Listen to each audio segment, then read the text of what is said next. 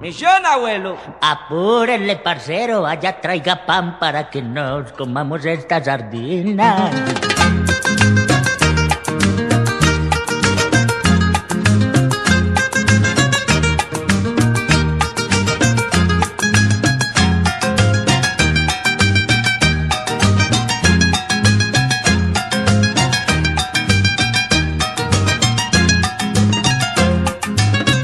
Yo tengo 70 años y mi mayor desvelo es perseguir sardinas para llevarle al abuelo. Mi abuelo de 100 años no se queja por nada, es el pelao más cuca de toda la gallada. De todos los nietos yo soy el más anciano, pero con el abuelo la paso muy bacano. Yo soy el más sardino de toda la manada, pero conmigo el hombre no se frunce por nada.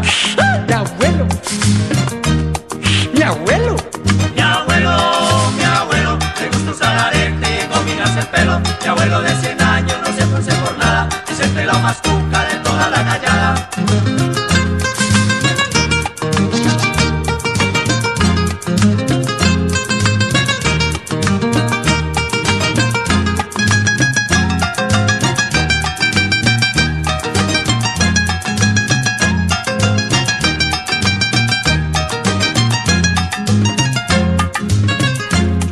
Mantiene fuegos radioactivos y una cartera llena de anticonceptivos. Que vivan las mujeres y la velocidad, que viva la parranda y la promiscuidad.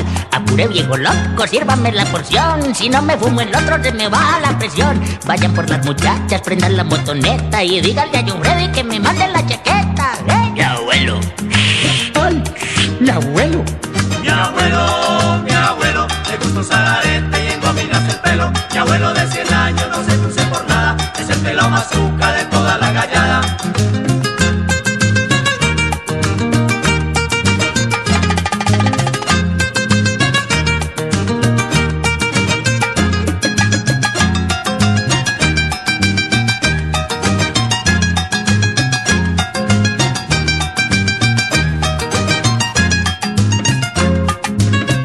El abuelo enamora a varias de un totazo, a Vicky y a Yormar y las tienen en embarazo. Mañana, viejo brother, salimos en patines y luego nos parlamos para que vamos al cine. Yo me quiero pillar a Madonna, viejo man, nos pateamos a Dick Tracy y después a Superman. El domingo nos vamos a rumbear a los capachos y si no van las muchachas nos llevamos dos muchachos.